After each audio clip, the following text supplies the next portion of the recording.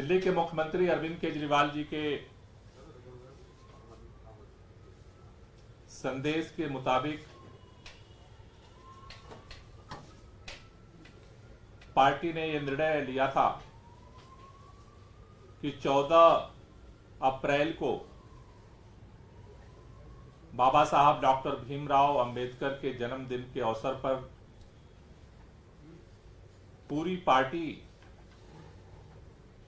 देश भर में संविधान बचाओ तानाशाही हटाओ दिवस मनाएगी। अरविंद जी ने यह संदेश भेजा था कि मोदी सरकार हमारे ऊपर, हमारी पार्टी के ऊपर जितनी भी ज्यादतियां कर रही है, जितने अत्याचार कर रही है, वो हम सब बर्दाश्त करेंगे। लेकिन इस समय पूरा देश लोकसभा चुनाव के दौर से गुजर रहा है। ये बहुत ही क्रूशियल समय है, क्योंकि जिस तरह से मोदी सरकार इस देश के अंदर संविधान के मूल्यों पर हमला कर रही है, ऐसे में अगर संविधान को बचाना है तो आज पूरे देश के लोगों को एकजुट होना पड़ेगा, खड़ा होना पड़ेगा और ये संकल्प लेना पड़ेगा, ये शपथ लेना पड़ेगा कि हमें किसी भी कीमत पर संविधान के ऊपर हमला करने वाले लोगों को इस लोकसभा चुनाव से विदा करना पड़ेगा।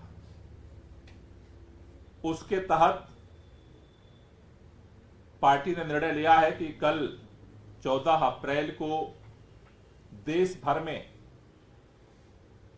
सभी राज्यों की राजधानियों में संविधान बचाओ तानाशाही हटाओ का शपथ समारोह आयोजित किया जाएगा। दिल्ली के अंदर यह शपथ समारोह पार्टी के राष्ट्रीय मुख्यालय राव जी एवेन्यू में आयोजित होगा, जहां पर पार्टी के सभी पदाधिकारी, वरिष्ठ नेता, सभी मंत्री, विधायक इस बात की शपथ लेंगे कि हम जो इस संविधान की मूल आत्मा है, उसका जो प्रियम्बल है, उसको पढ़ेंगे एक साथ सामूहिक रूप से और इसकी शपथ लेंगे कि इसको बचाने के लिए हम काम करेंगे। इसी तरह से देश भर में सभी राज्यों की राजधानियों में 24 राज्यों में ये शपथ समारोह का कार्यक्रम संविधान बचाओ तानाशाही हटाओ दिवस के रूप में ये शपथ समारोह का कार्यक्रम आयोजित किया जाएगा। जब से संविधान और लोकतंत्र पर हमले के खिलाफ, इस तानाशाही के खिलाफ रामलीला मैदान में इंडिया गठबंधन ने संयुक्त रूप से महारैली की थी, तब से मैं देख रहा हूं कि जगह जगह प्रधानमंत्री जी इसको लेकर के बयान दे रहे हैं। कल भी माननीय प्रधानमंत्री जी ने एक चुनावी सभा में बोला कि अगर डॉक्टर भीमराव अंबेडकर जी भी आ जाएं, तब भी वो भी इस संविधान को अब नहीं खत्म कर सकते। अरे डॉक्टर साहब भीमराव अंबेडकर ने तो संविधान बनाया, वो खत्म करने की बात क्यों सोचेंगे? वो क्यों बदलेंगे संविधान, क्यों खत्म करेंगे संविधान? वो तो इस संविधान के निर्माता हैं। खत्म करने पर तो आप तुले हुए हैं। संविधान की जो मूल आत्मा है, उस आत्मा को आप खत्म कर रहे हैं। संविधान की जो मूल आत्मा है, संविधान की मूल आत्मा लोकतंत्र है। भारत के लोकतंत्र के जो प्रमुख पहलू है, वो हमारा उसमें सबसे पहला है संसद। आपने संसद नहीं बनाई, लेकिन संसद के जो मूल आधार है वो सत्ता पक्ष और विपक्ष है। सत्ता पक्ष और विपक्ष को मिला करके भारतीय लोकतंत्र की आत्मा पैदा होती है। लेकिन आपने नया संसद बनाया, उसमें नया इतिहास आपने क्या बनाया? एक साथ 150 से ज्यादा सांसदों को सस्पेंड करके सदन से बाहर कर दिया गया। और आपका लोकतंत्र जिंदाबाद है। अगर सारा विपक्ष बाहर रहेगा, सस्पेंड आप कर देंगे और उसके बाद जो मर्जी वो कानून पास करेंगे, तो ये संविधान पे हमला नहीं तो और क्या है? ये संविधान और लोकतंत्र के मूल्यों पे हमला नहीं तो और क्या है? आज देश के अंदर जिन भी विधानसभाओं में, जिन भी राज्यों में भारतीय जनता पार्टी की सरकार नहीं है, वहां पर आप क्या कर रहे हैं? जिन भी राज्यों में भाजपा की सरकार नहीं है, वहां पर आप क्या कर रहे हैं?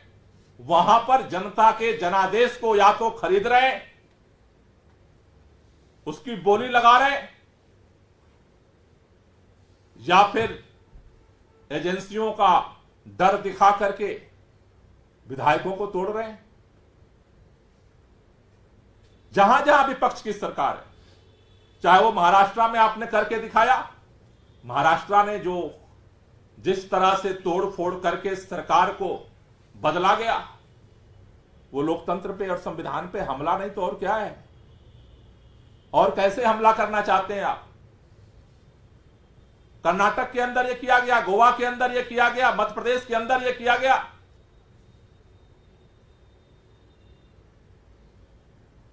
अभी झारखंड के अंदर आपने मुख्यमंत्री को गिरफ्तार कर लिया और वहां पर आपने तोड़फोड़ करने की कोशिश करी। दिल्ली के अंदर आप लगातार कर रहे हैं, पंजाब के अंदर आप लगातार कर रहे हैं।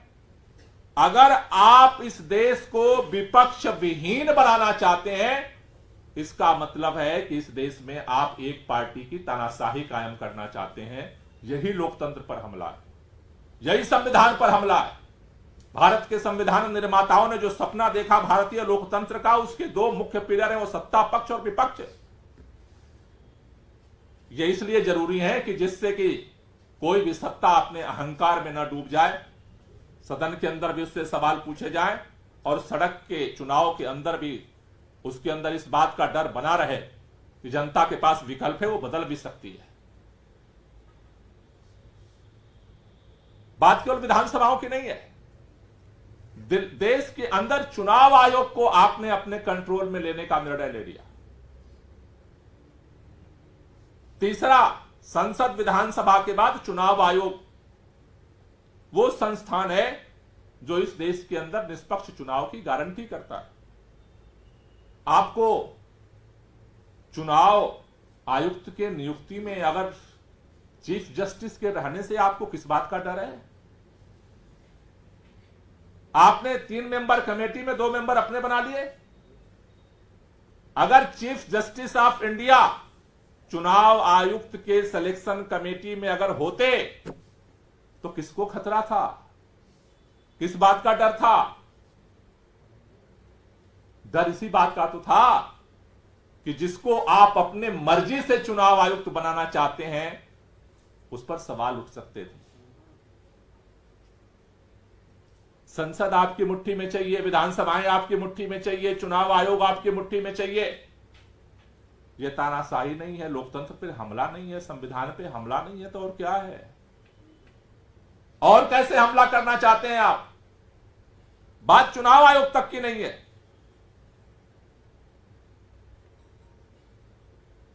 पूरे देश के अंदर जो भी केंद्रीय एजेंसियां हैं, उन एजेंसियों के लिए आज की तारीख में 2 कानून है, 2 नियम है, 2 परंपराएं हैं। आज आपकी ईडी, सीबीआई, आईटी, और दिल्ली में तो पुलिस भी। एजेंसी एक है, अगर वो संविधान के हिसाब से चलती, नियम के हिसाब से चलती, तो भारतीय जनता पार्टी में जो नेता है उनके लिए अलग व्यवहार, अलग कानून, अलग मर्यादा, और बाकी लोगों के लिए अलग कानून, अलग व्यवहार, अलग मर्यादा नहीं होता। और यह देश अच्छी तरह से देख रहा है। अजीत पवार जी जब तक आपकी पार्टी में नहीं आए थे, आपके साथ नहीं आए थे तो आप फाइल लिए घूम रहे थे, आपकी एजेंसी फाइल लिए घूम रही थी अजीत पवार की। सबसे बड़ा महाभ्रष्ट महाराष्ट्र में कोई था तो अजीत पवार था, और आपके साथ आ गए तो एजेंसी से फाइल गायब हो गई, छगन भुजबल जी की फाइल गायब हो गई, अशोक चौहान जी की फाइल गायब हो गई, जांच बंद हो गई। यहां तक तो छोड़िए, जिस फर्जी शराब घोटाले की रोजाना सुबह उठते ही दुहाई आप देते हैं और रात के सोते सोते भी आपके प्रवक्ता दुहाई देते हैं, उस फर्जी शराब घोटाले के अंदर शरद रेड्डी को आपने आरोपी बनाया और 60 करोड़ रुपया ले लिया तो आरोप मुक्त हो गया, ईडी का मुंह बंद हो गया, ईडी ने जमानत का विरोध करना बंद कर दिया।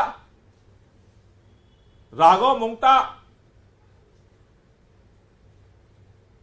उसी आरोप में गिरफ्तार हुए, उनके पिता को आपने टिकट दे दिया एनडीए में, आप चुनाव प्रचार कर रहे हो।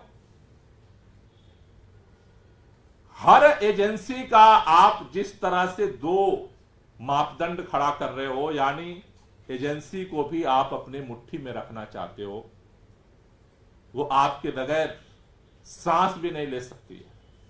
ये लोकतंत्र पे हमला नहीं है, संविधान पे हमला नहीं है, तो और क्या है? और क्या करना चाहते हो ईडी, सीबीआई और आईटी का? बात इतनी भी नहीं है। दिल्ली के अंदर पुलिस आपके अंडर, पूरा देश सरेआम देख रहा है। वही दिल्ली पुलिस धारा 144 दिल्ली में लागू करने का जो ऐलान करती है, भारतीय जनता पार्टी का जब प्रोटेस्ट होता है सबको एक जगह इकट्ठा करने देती है। वो आईटीओ पे भी इकट्ठा हो सकते हैं, वो कनॉट प्लेस में भी इकट्ठा हो सकते हैं, लेकिन अगर आम आदमी पार्टी प्रोटेस्ट करने आती है तो दो आदमी इकट्ठा नहीं हो सकते। धारा 144 लागू हो गई है। धारा 144 का नियम है कि 4 लोग इकट्ठा हो सकते हैं। 2 आदमी देखते ही आप टांग करके बस में डाल देते हो। तृणमूल कांग्रेस के लोग चुनाव आयोग के दफ्तर के सामने धरना देने गए, उनको उठा करके आपने गिरफ्तार कर लिया। बीजेपी का अगर कोई कार्यकर्ता है, पदाधिकारी है, तो पूरे दिल्ली के अंदर कहीं भी नंगा नाच कर सकता है। पुलिस बोलने को तैयार नहीं है। पुलिस भी आपकी मुट्ठी में, कुछ भी पूछो कहते हैं ऊपर से आदेश है, हम क्या कर सकते हैं? ये संविधान और लोकतंत्र पे हमला नहीं है तो और क्या है? पूरे मीडिया को आपने जिस तरह से दबोचा हुआ है,